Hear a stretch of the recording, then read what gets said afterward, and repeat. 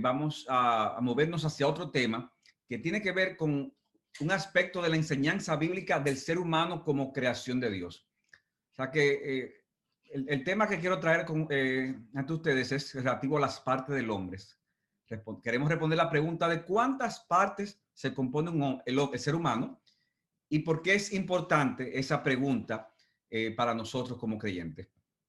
En el inicio del libro de Génesis, mis hermanos, nosotros vemos cómo Dios creó al hombre y a la mujer, siendo la creación, Dios creó todo el universo, perdón, en Génesis capítulo 1, pero la creación del hombre y la mujer fue, por así decirlo, la corona de su creación. Y eso lo vemos en capítulo 1, capítulo 2, pero al poco tiempo se nos narra la caída en Génesis capítulo 3.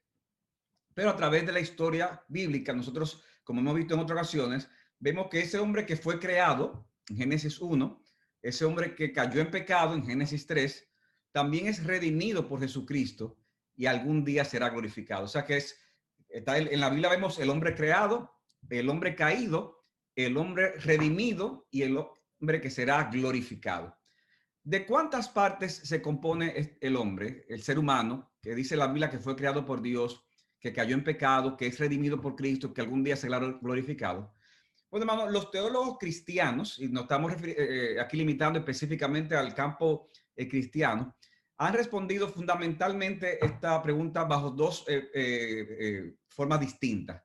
¿Cuáles son esas dos principales posturas? La primera es lo que se conoce como la tricotomía. La tricotomía. Y esta postura enseña que el hombre está compuesto, como ustedes pueden ver en pantalla, de tres partes: cuerpo, alma y espíritu.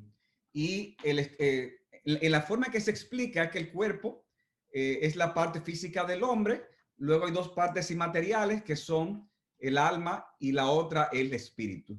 Los textos claves que se utilizan para defender esta postura son 1 Tesalonicenses 5:23, donde dice: y el mismo Dios de paz los santifique por completo y que todo vuestro ser, espíritu, alma y cuerpo sea preservado irreprensible para la venida de nuestro Señor Jesucristo. O sea que ese es el texto para decir, bueno, ahí se dice que el hombre está compuesto de tres partes. También hay un texto que se usa en Hebreos capítulo 4, versículo 12, donde dice que la palabra de Dios es viva y eficaz y más cortante que cualquier espada de dos filos. Dice, penetra hasta la división del alma y del espíritu, de las coyunturas y los tuétanos, y es poderosa para discernir los pensamientos y las intenciones del corazón. Entonces también se dice, ahí se habla de alma y del espíritu como dos términos separados, y por eso se llega a esa postura de que el hombre es tricótomo. El pastor David Barceló menciona en un artículo lo siguiente, citando a Ed Welch, que es un autor cristiano que escribe de consejería y ese tipo de cosas. Dice él, esta idea tripartita de la persona fue popularizada mucho por alguien llamado Clyde Narramore a finales de los años 50, y él hizo entonces, basado en esa postura tripartita, hizo entonces la siguiente declaración: si tú tienes un problema físico, tú debes de ir al médico. Si tú tienes un problema espiritual, tú debes de ir al pastor. Si tú tienes un problema del alma, entonces debes de ir al psicólogo. Un problema psicológico, ¿verdad? El problema psicológico, entonces debes de ir entonces al psicólogo. ¿Por qué esta idea, hermanos? Porque la forma en que se plantea esta postura, la forma en que se explica, es que el alma es donde está el centro de la personalidad humana, donde radica el intelecto, la voluntad y las emociones. Y la forma en que se elabora, también se dice que el espíritu es aquella parte que está más elevada del ser humano, es la parte que tiene comunión directa con Dios. Y que dicen los cristianos que sostienen esta postura, que el inconverso tiene ese espíritu dormido o muerto y que cobra vida o es despertado al momento de la conversión. Así es que se explica cuando se habla de la postura tricótoma, así es que muchas veces usualmente se explica. Entonces, en base a esa explicación, es que entonces se hace esa aplicación de que para eso entonces la parte física hay que ir al médico, la parte espiritual, o sea, al pastor, al consejero cristiano, la parte del alma se debe de ir entonces al psicólogo. Ahora, esa es la postura de la tricotomía.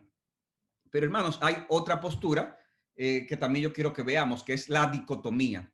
la dicotomía. Esta postura enseña que el hombre no está compuesto de tres partes, sino de dos partes. Una parte material que es el cuerpo y otra parte inmaterial que a veces en la Biblia se le llama alma y a veces se le llama espíritu. O sea que aunque en esta postura se reconoce que la palabra espíritu muchas veces en la Biblia enfatiza ese aspecto interno del hombre en su relación con Dios, y la parte de alma, la palabra alma en la Biblia muchas veces enfatiza ese aspecto interno de el hombre en su relación con su cuerpo, algunas circunstancias terrenales. En su uso escritural, estos términos al fin y al cabo son intercambiables. O sea que son términos que vienen siendo una especie de sinónimos, por decirlo de esa manera. Entonces, esas son las dos posturas principales. Y hermanos, aquí buenos creyentes defienden una postura y otra postura. Aquí no es una herejía estar en una postura u otra. O sea que quiero en ese sentido clarificar eso. Sin embargo, entendemos que el tema es importante, sobre todo por esa aplicación que se hace y que ya mencionábamos del problema físico, problema espiritual y problema del alma. ¿Cuál es nuestra convicción bíblica, nuestra enseñanza, la enseñanza bíblica que entendemos nosotros?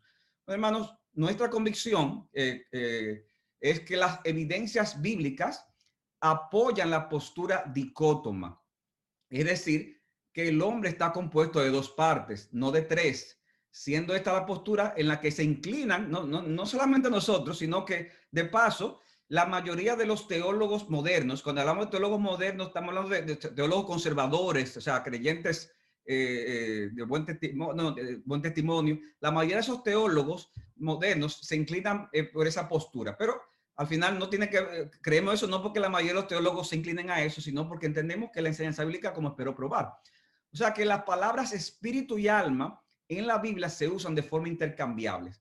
Veamos algunos pasajes bíblicos donde yo espero demostrarles, hermanos, el uso intercambiable de estos términos. Y vuelvo y digo, hermanos, al ver estos argumentos, no estamos implicando con eso que tener la otra postura sea una herejía. Pero yo quiero ver con usted a través de la palabra por qué decimos que la postura dicótoma es la que entendemos que se ajusta al mensaje de la Escritura. Para eso yo me voy a estar estudiando principalmente de un libro llamado Creados a Imagen de Dios de Antonio Joquima. Entonces, el primer argumento, la primera enseñanza, que el primer punto viene siendo el siguiente. La Biblia dice, en ocasiones, que el hombre está compuesto de cuerpo y alma, en algunos versículos, pero hay otros versículos en la Biblia que dice que el hombre está compuesto de cuerpo y espíritu. Mateo, y usted tiene su nota ahí, hermano, querido poner los pasajes ahí para poder ir sobre la marcha. Dice Mateo 10:24, Cristo dice, no teman a los que matan el cuerpo, pero no pueden matar el alma. Más bien teman a aquel que puede hacer perecer tanto el alma como el cuerpo en el infierno.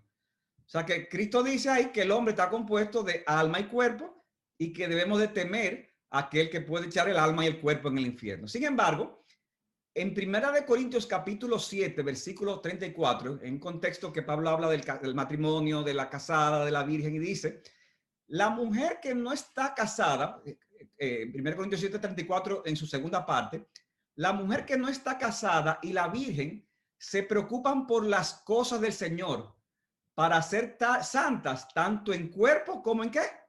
En espíritu. O sea que Cristo dice cuerpo y alma. 1 Corintios 7:34 dice cuerpo y espíritu. Puedes seguir al siguiente slide. O sea que ya hemos visto que en primer lugar la Biblia dice que el hombre está compuesto de cuerpo y alma. En segundo lugar, y a mí se me pasó poner ahí, señalar arriba el dolor interno, no lo señalé, pero viene siendo el número 2 para, o en este caso, sí, ahí vi como cometí un error ahí porque no lo señalé, pero viene siendo el punto 2 en este caso. O el segundo argumento, el dolor interno en la Biblia se relaciona tanto al alma como al espíritu. O sea, cuando uno va a la Biblia hay versículos que relacionan el dolor interno con el alma, pero en otras ocasiones se relaciona el dolor interno con el espíritu. Por ejemplo, está Juan capítulo 12, versículo 27. Dice así: ahora mi alma se ha angustiado. ¿Y qué diré?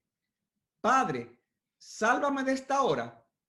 Pero dice, para esta hora, pero para esto he llegado a esta hora. O sea, Cristo dice ahí que se angustió, ¿qué? Su alma. ¿Lo ven, hermanos, el texto ahí? Juan 12:17, mi alma se angustió. Sin embargo, hermanos, en el capítulo siguiente, Juan capítulo 13, versículo 21 dice, habiendo dicho Jesús esto, se angustió ¿en qué? En espíritu. Y testificó y dijo, en verdad les digo que uno de ustedes me entregará. Ya que en el mismo Evangelio de Juan, con apenas un capítulo de diferencia, hablando del mismo Jesucristo y de la misma angustia que sentía, dice en el capítulo 12, versículo 27, su alma se angustió. Pero dice el 13:21 que fue su espíritu que se angustió. Entonces, por fin, ¿fue el alma o fue el espíritu? Estamos queriendo probar que son términos intercambiables. Otro texto más abajo, que no está lamentablemente en negrita, pero dice ese texto, segunda de Pedro capítulo 2, versículos 7 y 8, hablando Pedro acerca de Lot. Dice, además rescató al justo Lot, abrumado, dice, por la conducta sensual de los hombres libertinos, porque ese justo, por lo que veía y oía mientras vivía entre ellos, diariamente sentía su alma justa, ¿qué? Atormentada por las iniquidades de ellos. O sea, ¿qué era lo que le atormentaba a Lot? Dice ahí, internamente su alma se sentía atormentada al ver las iniquidades de ellos. En cambio, hermanos, mientras Pablo, dice Hechos 17:16 abajo, que mientras Pablo esperaba a Silas y creo que a Timoteo, los esperaba en Atenas, dice que su espíritu se enardecía dentro de él al contemplar la ciudad llena de ídolos. Entonces, ¿qué fue lo que se enardeció? ¿Qué fue lo que le trajo ese dolor interno a Pablo? La idolatría. ¿Pero dónde fue que lo sintió? Lo sintió en su espíritu, en su espíritu. En Pedro se habla de alma, en Hechos 17:16 se habla de espíritu. Pasamos al siguiente slide. Al siguiente slide. La salvación se asocia en la Biblia tanto al alma como al espíritu. La salvación se asocia en la Biblia tanto al alma como al espíritu. Hermanos, denme un segundito, por favor. Denme un momentico.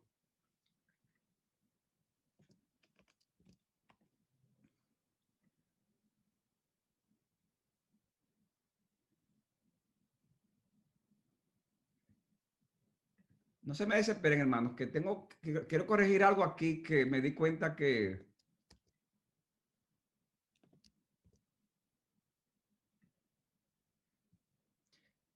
Bien, hermanos, ustedes me van a excusar, yo le voy a enviar, Robin, ¿tú estás ahí? Yo te voy a reenviar de nuevo el PowerPoint, porque ese PowerPoint yo le había hecho algunas correcciones y por error, hermanos míos, yo le mandé el que no estaba corregido. Entonces creo que eso puede traer alguna confusión y como esto está siendo grabado, entonces yo ahora mismo te lo estoy mandando para que por favor, yo te lo acabo de mandar para que por favor quita el que yo, y pon este nuevo que te pasé, que creo que este sí tiene las correcciones sí, este tiene las correcciones. Perfecto, demos un segundo. Sí, excúsenme, hermanos, esto es en vivo.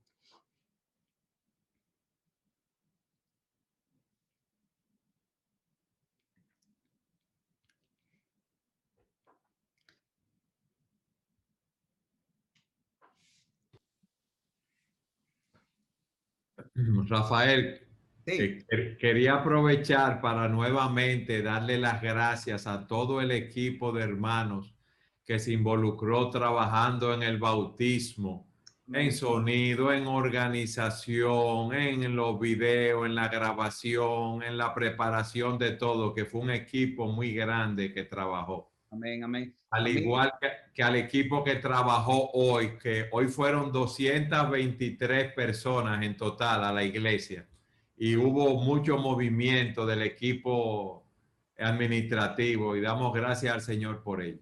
Amén, amén. A mí se me pasó decirlo esta mañana con tantas cosas que habían, pero gracias, pastor, por aprovechar el escenario para decirlo. De verdad, hermano, hubo mucha gente que se fajó con eso y damos gracias a Dios por eso, definitivamente. Vamos a ver. Robbie, ¿ya lo tienes? Sí, listo. Perfecto. Entonces, vamos a ver que lo ponga en grande. Vamos, y comienza desde atrás, desde la enseñanza bíblica. Ok, entonces, el siguiente slide. Ya dijimos que esa es la postura que íbamos a defender. El siguiente slide. Ok, ya dijimos este punto. La Biblia dice a veces que el hombre es cuerpo y alma, mientras que otras veces dice que es cuerpo y espíritu. El siguiente slide. El dolor interno se relaciona tanto al alma como al espíritu. Ya, esa es la continuación de esos son los textos. Entonces ahora vamos al tercer punto, sí, de los argumentos. El que es C. La salvación se asocia en la Biblia tanto al alma como al espíritu. Hermano, esto es importante.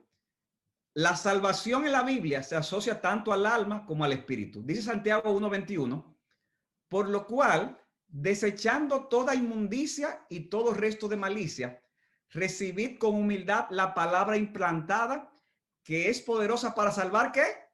Vuestras almas. Vuestras almas.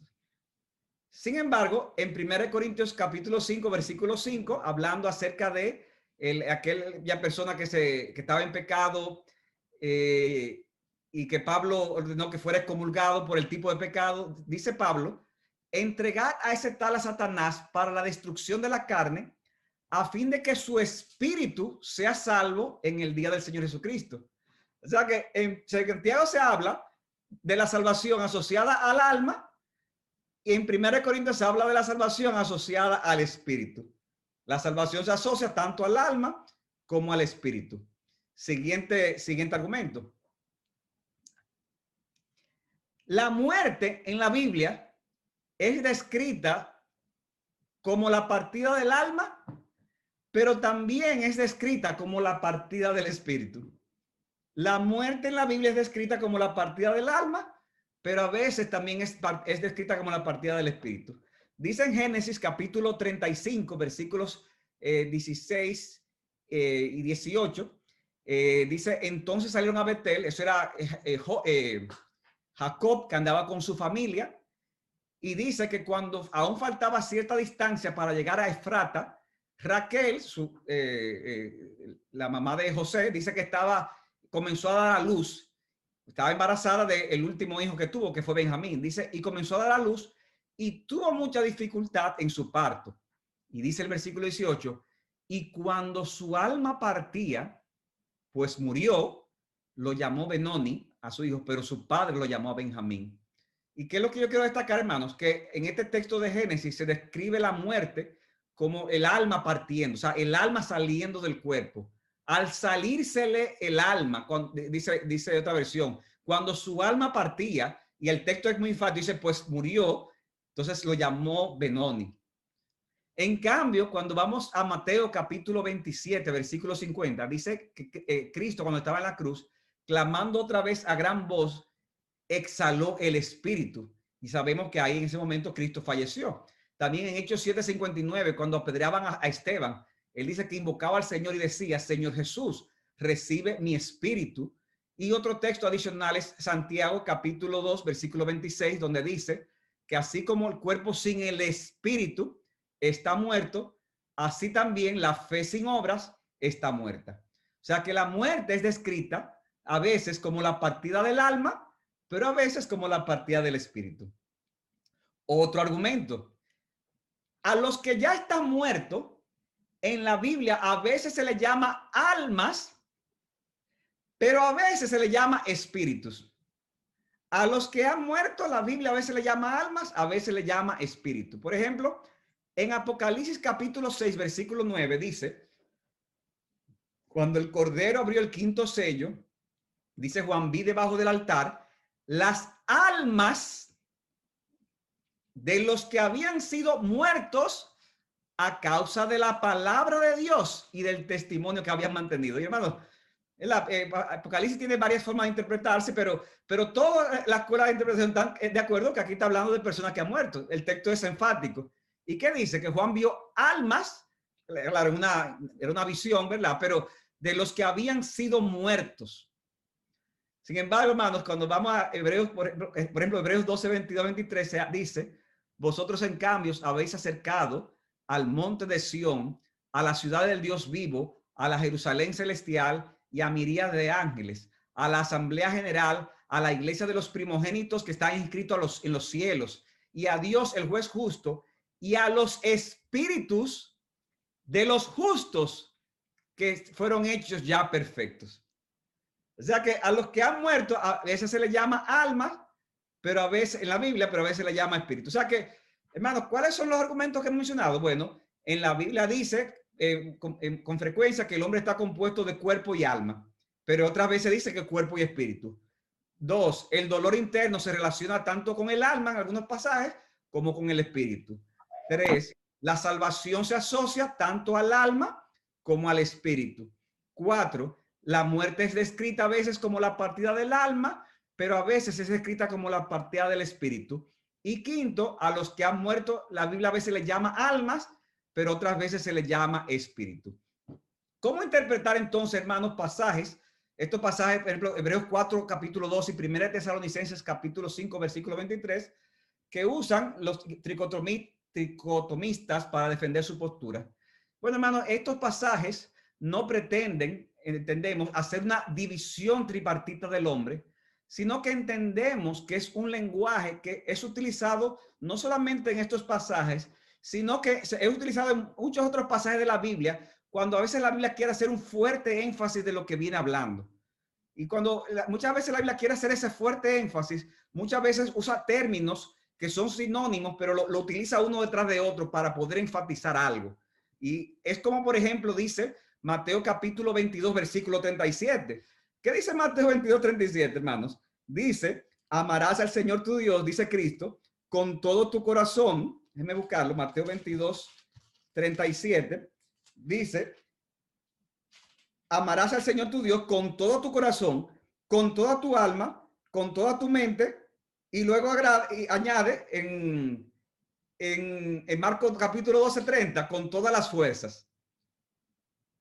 O sea que si vamos, hermanos, al hecho de tomar cada palabra en un contexto de una declaración así y decir que se está haciendo una estricta división del cuerpo, entonces habría que decir entonces que es cuatripartita el hombre, porque entonces se menciona el cuerpo, el corazón, el alma y la mente. Y Marcos le agrade y todas las fuerzas. O sea, entonces serían 5 partes entonces. No, hermanos, eso son formas que usa en el lenguaje bíblico, que se usan palabras que muchas veces pueden ser sinónimos para poder hacer un fuerte énfasis de algo. Como dice el teólogo Wayne Grudem, aquí está, pueden ver la cita, es mucho mejor entender que Jesús está apilando sinónimos generales para hacer un énfasis, repito la cita, es mucho mejor entender que Jesús está apilando sinónimos generales para hacer énfasis y demostrar que debemos de amar a Dios con todo nuestro ser. En el texto, ¿verdad? De amar al Señor tu Dios con toda tu alma, con toda tu mente, con todo tu corazón, etcétera. De la misma manera, dice Grudem, en 1 Tesalonicenses 5:23, Pablo no está diciendo que el alma y el espíritu sean entidades distintas, sino simplemente que llamemos como llamemos a nuestra parte inmaterial. Él quiere que Dios continúe santificándonos por completo para el día de Cristo.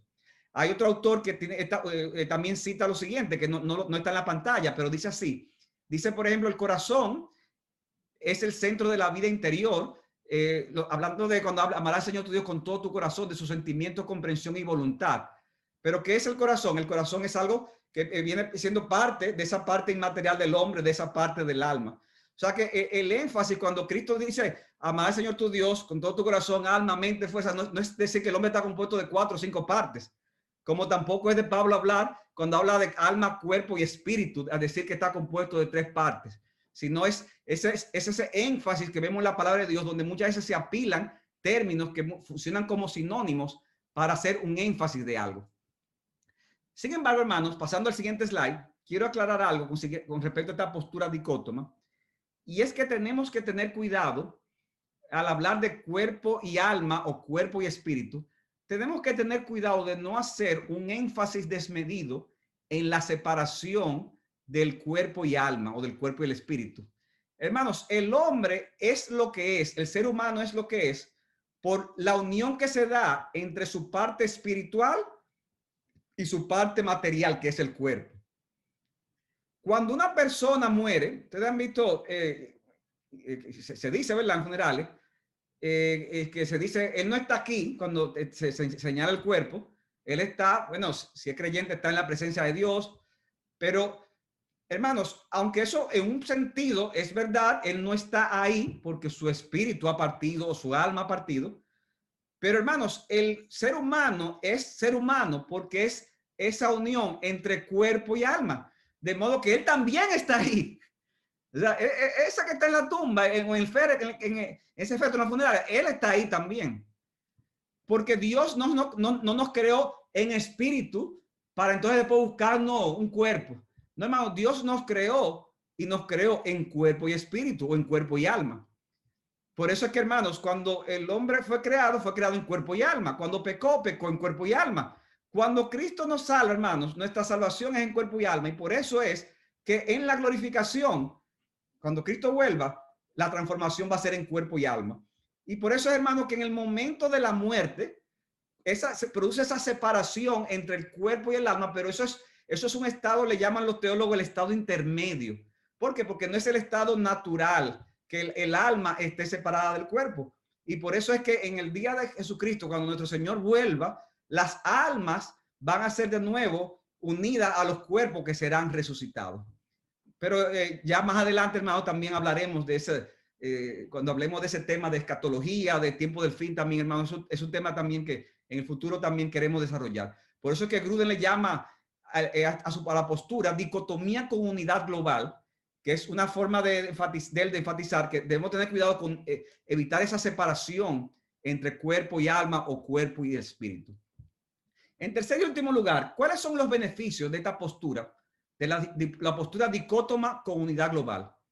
Bueno, en primer lugar, evitará, como menciona Gruden, que despreciemos nuestro intelecto y voluntad y emociones, que según la tricotomía, al pertenecer al alma y no al espíritu, son menos espirituales. Y esto es algo, hermanos, que no estamos diciendo que todos los que crean esta postura lo dicen eso así, pero es una tendencia que a veces se da en los círculos donde se enfatiza el hombre compuesto de tres partes. ¿Por qué? Porque dicen el espíritu es la parte que te conecta con Dios, es la parte que tú tienes comunión con Dios.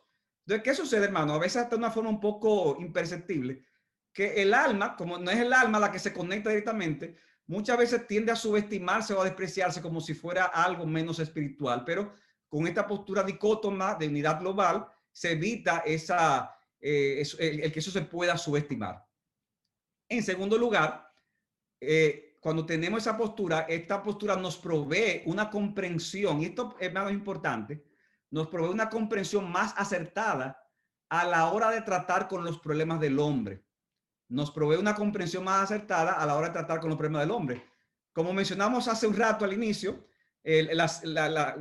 lo que citábamos, entre los creyentes que defienden la tricotomía, con frecuencia se dice que las enfermedades del cuerpo la trata el médico, las enfermedades del espíritu la trata el consejero cristiano y las enfermedades del alma la trata el psicólogo. Hay una cita, puede seguir al siguiente slide, de David Barceló. Dice lo siguiente, David Barceló, que es un pastor querido de Barcelona, que, hermanos, él estudió psicología secular, pero después estudió consejería bíblica, y en ese sentido él advierte mucho con respecto a algunos peligros que a veces se da con algunos postulados en esta materia. Y dice él, parece lógico, tres partes de la persona, tres tipos de problemas, tres profesionales. Pero sigue diciendo él, pero ¿es esta la verdad bíblica? ¿Existe un área inmaterial de la persona que esté desconectada de las escrituras? ¿Quién decide lo que es psicológico y lo que es espiritual? Y él menciona ansiedad, temor, problemas matrimoniales, rencor, ira, tristeza. ¿Son problemas del espíritu o son problemas del alma? Existe una parte psicológica en mí que no tiene nada que ver con Dios. Y ahí es que a Biblia se lo dice, las implicaciones de la tricotomía son alarmantes.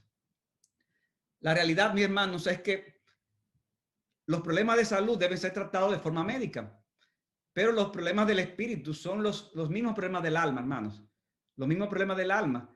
Y no estamos diciendo con esto, hermano, que no haya valor en conocer postulados y teorías psicológicas que prestan atención al observamiento de ciertos fenómenos en las personas, etcétera. Pero, hermanos, lo más importante que debe tener una persona es estar capacitado con la palabra de Dios para poder aconsejar bajo las presuposiciones correctas y prescribiendo las soluciones que vayan acorde con la palabra de Dios.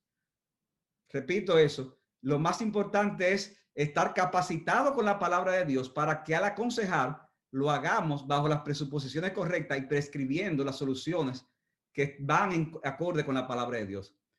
Y en tercer y último lugar, hermanos, otro último beneficio de la postura dicótoma con unidad global es el cuidado de no hacer, como decíamos, un sobreénfasis en la separación del cuerpo y del alma. A veces, hermano, cuando se hace esa separación, uno puede caer en un dualismo griego, que eso decimos dualismo griego porque eso fue muy fuerte, fue muy agresiva esa idea helénica del trasfondo griego y que lamentablemente, hermanos, impactó mucho en la iglesia cristiana en sus primeros siglos. Esa idea helénica hablaba de que el alma, la parte inmaterial, era la parte sublime, la parte superior, y el cuerpo era la parte inferior, llegando a hablar del cuerpo como que era la prisión del alma. O sea, el alma está aprisionada en el cuerpo. O sea, si tú estás en prisión, ¿qué es lo que usted quiere? Usted quiere salir de la prisión. Entonces, ¿qué es lo que enseñaban eso? Oye, el mayor anhelo debe ser que el alma salga de esa prisión. Y eso, hermanos, lamentablemente infectó la iglesia desde muy al inicio. Y lo sorprendente, hermanos, que esto llevó a muchos cristianos a dos extremos. A muchos lo llevó al legalismo y a otros lo llevó al libertinaje. A muchos lo llevó al legalismo porque decían, ya que el cuerpo es la prisión del alma, entonces vamos a azotar ese cuerpo. Vamos a hacer que ese cuerpo sufra. Entonces, pues de ahí que viene, hermanos, esa idea que después se desarrolló en el catolicismo de que yo tengo que latigarme el cuerpo, de que yo tengo que afligir mi cuerpo en un sentido exagerado. ¿Por qué? Porque el cuerpo era malo, lo importante es lo de adentro. Pero también esto llevó a otros al libertinaje, porque ya que decían, no, ya que el cuerpo es malo y como quiera va a ser destruido, y lo importante es el espíritu, entonces, bueno, ¿qué vamos a hacer? Bueno, que yo disfruta del cuerpo no tiene tanto de malo si como quiera va a ser destruido. Y esos dos extremos, hermanos, se vieron a lo largo de la historia de la iglesia. Pero lo que vemos en la Biblia, repito, es que el hombre fue creado en cuerpo y alma, y cuando pecó, ambas partes del ser humano fueron afectadas. Y nuestro espíritu, el Espíritu Santo nos salvó en cuerpo y alma, hermanos. Y es por eso que nosotros debemos ser fieles a Dios, tanto en cuerpo como en alma. Hay una interacción, como ustedes pueden ver en su pantalla ahí, con una interacción continua entre el cuerpo y el alma. Dice el Proverbio 17:22 que el corazón alegre es buena medicina, pero el espíritu quebrantado seca los huesos. O sea que de alguna forma, como yo me siento interiormente, eso va a afectar el hecho de cómo muchas veces me puede afectar incluso físicamente. Y hermano, para concluir, nuestro crecimiento espiritual debe afectar nuestro cuerpo y nuestra alma. Como dice 2 Corintios 7:1, por tanto, amados, teniendo estas promesas, limpiémonos de toda inmundicia, de la carne y del espíritu, perfeccionando la santidad en el temor de Dios.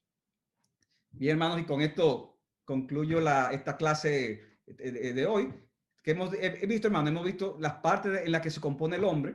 Hemos visto que hay dos posturas principales, tricótoma y dicótoma. Hemos tratado de probar que el hecho de que la postura dicótoma es más consistente con la enseñanza de la palabra de Dios, y finalmente hemos visto los beneficios que tiene la postura dicótoma a la hora de tratar con los problemas del hombre. O sea que con esto terminamos la clase, hermanos, y este es el momento para que si hay preguntas, por favor, podemos hacerlas. Gracias a Dios, en esta ocasión terminamos más temprano que la clase anterior. Sí, hermano Francisco. Para que me ayude, Robbie, si hay alguna gente pregunta que tú veas y que no me estás dando cuenta. Tiene que poner el audio, Francisco. Sí, Kevin también tiene una pregunta. Sí. Yo quería agregar algo, hermano. En muchas iglesias se usa un argumento y es el siguiente, para apoyar la posición tripartita, ¿verdad?, del ser humano. Y es que Dios nos hizo a su imagen y semejanza, y como Dios es uno en tres personas, Él nos hizo a nosotros así. Entonces, muy importante. Yo creo que esta clase, para mí, ¿verdad?, ha sido muy edificante, porque esa es una idea generalizada en una cantidad enorme de iglesias y de cristianos, que dice, bueno, como nosotros, el Señor nos hizo a su imagen y semejanza, entonces nosotros somos alma, cuerpo, alma y espíritu. Gracias, Francisco, por ese punto. Por eso, hermano, que a veces uno tiene que tener cuidado con jalar cosas, hacer inferencias, a veces hasta un poco temerarias, porque si el argumento es que como Dios nos hizo a su imagen, tenemos que ser así. Entonces, no es solamente que debemos de ser tripartitos, sino que tenemos que ser como Dios. Dios no es tripartito, de paso. Dios no. es un Dios en tres personas. Amén. Entonces, o sea que ahí automáticamente se destruye ese argumento. Ese argumento está peligroso porque de alguna forma puede trivializar un poco, hasta inconscientemente, la doctrina de la Trinidad. Y con eso hay que tener cuidado. Es importante, algo que yo no mencioné, hermanos, es que aunque hemos dicho que estas dos posturas, hay buenos cristianos que la tienen, pero la postura más consistente, aún a lo largo de la historia de la iglesia, es la postura bipartita o dicótoma, que es la postura de una parte material, otra parte inmaterial.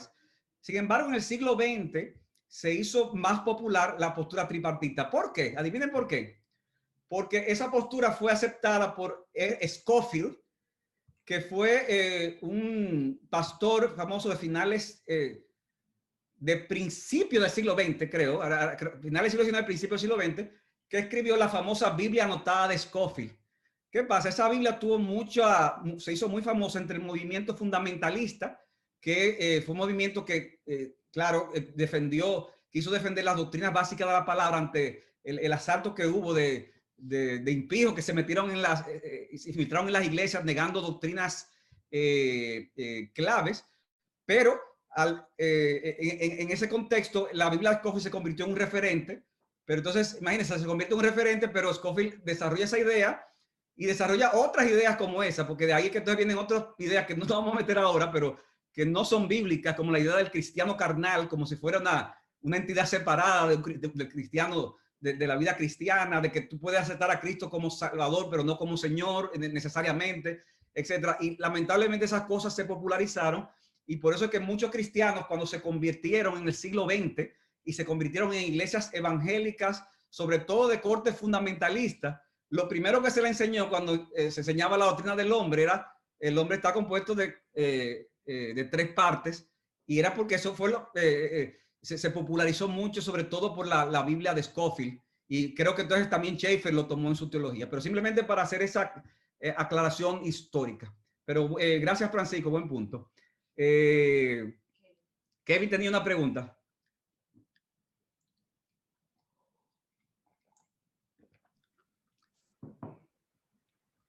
Kevin. ¿Se escucha? Ahora se escucha. Ahora no se escucha. Ahora sí. Ahora se escucha. Ok, no, pastor, bueno, realmente yo iba a decir que yo estaba muy conectado con el hermano Francisco, porque yo le iba a preguntar exactamente lo mismo, porque había leído hace un tiempo a un pastor, creo que se puede considerar ortodoxo, que se llama James Montgomery Boyce.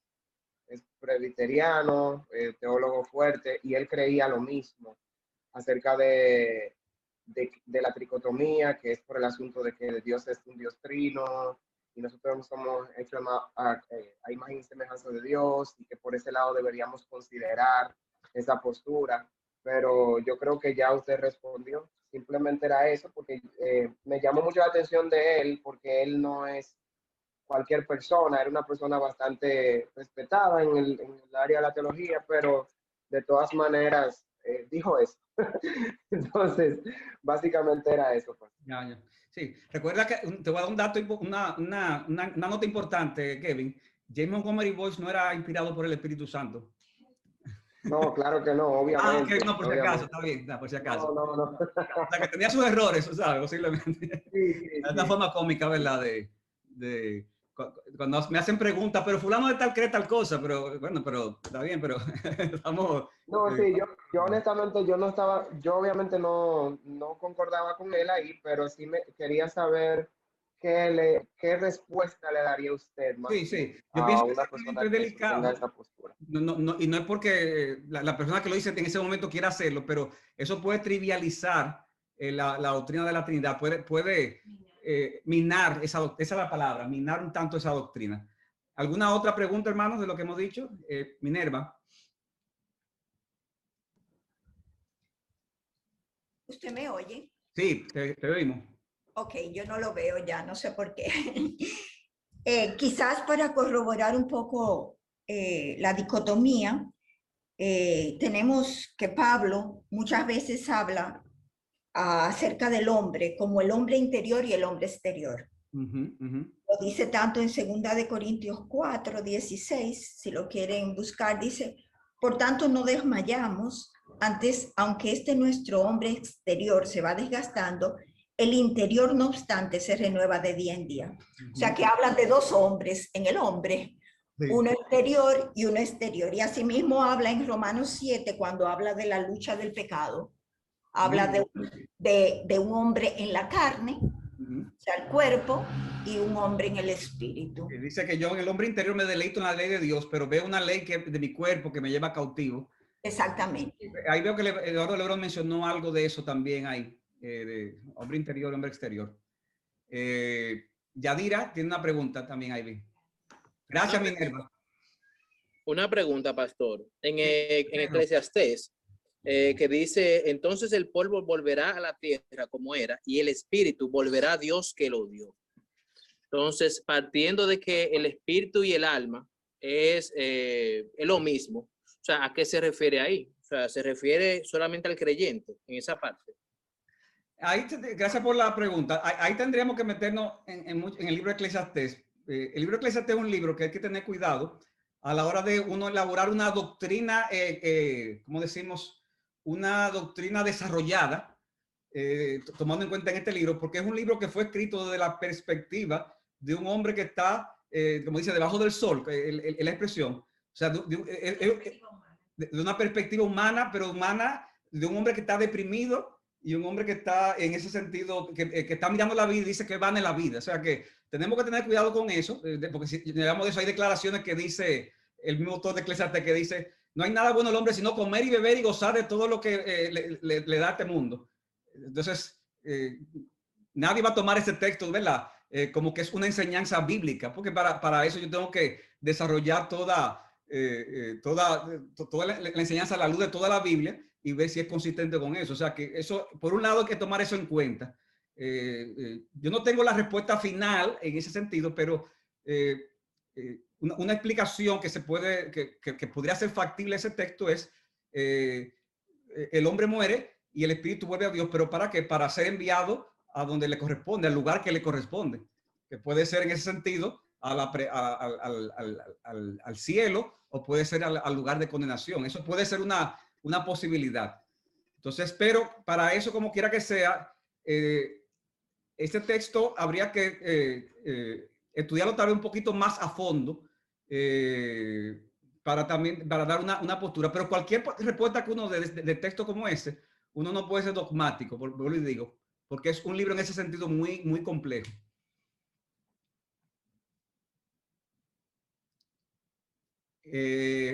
Jesús, vi a Jesús jugando esta mañana, a Bolívar jugando. ¿Me oigo? Sí. Buenas noches. Gracias, Pastor Alcántara. Muy interesante, muy interesante. Igual que el domingo pasado. Amén. Que el Señor siga bendiciéndole. Amén, amén. Gozoso, muy gozoso por el bautismo de ayer y por el tiempo de adoración de este mediodía. Le damos gracias al Señor por eso. Amén. Una inquietud. Dice Génesis 2:7.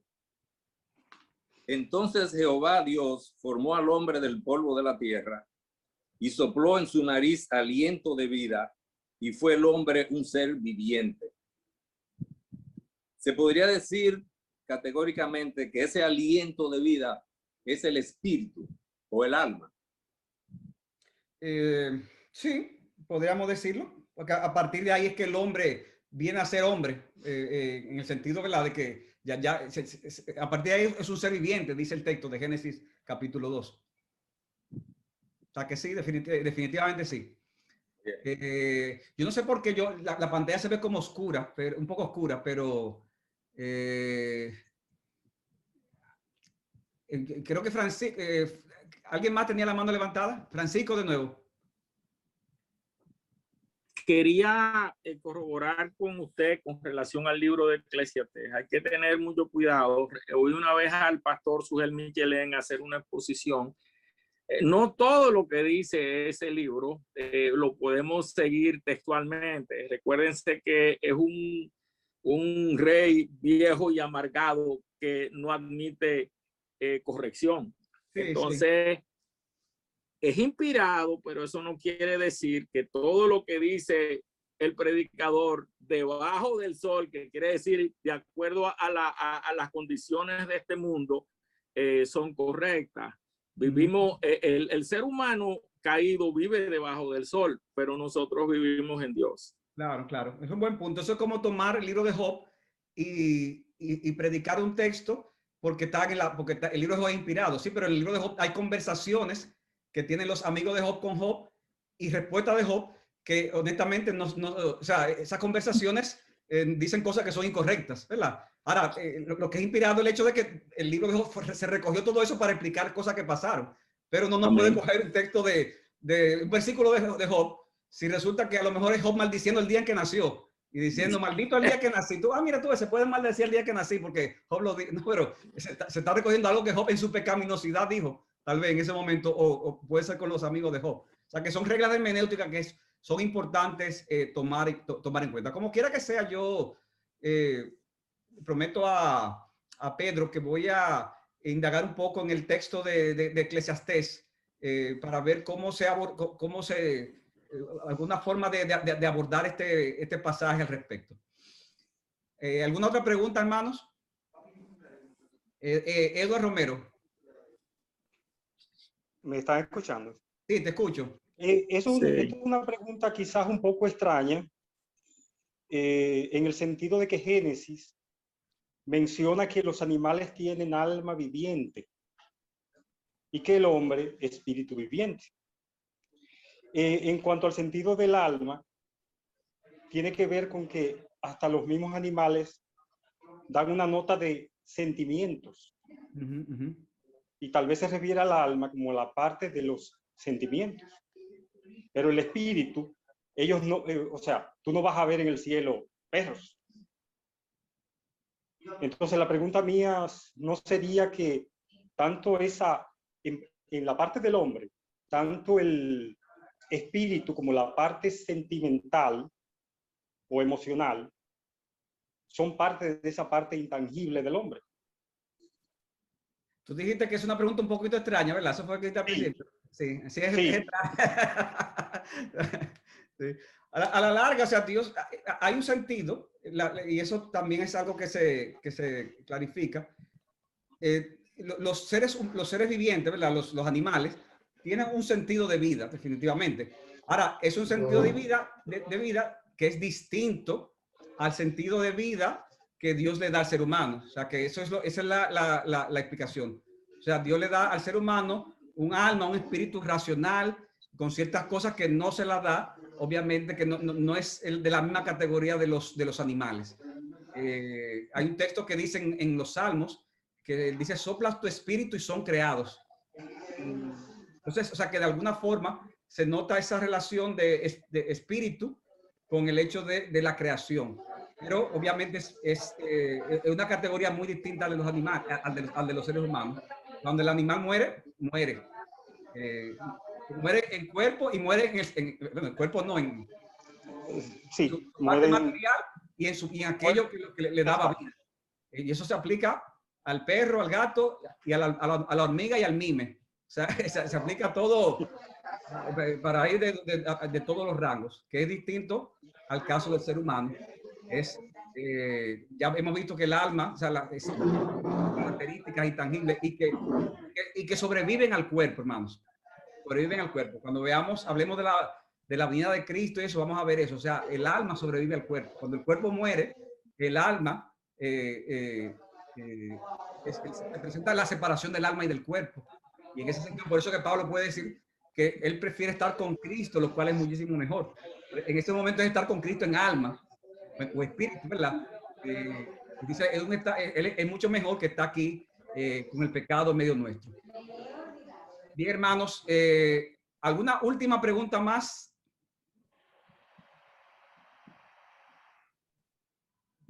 Bien, ya veo que no, entonces no hay más preguntas. Buenas noches.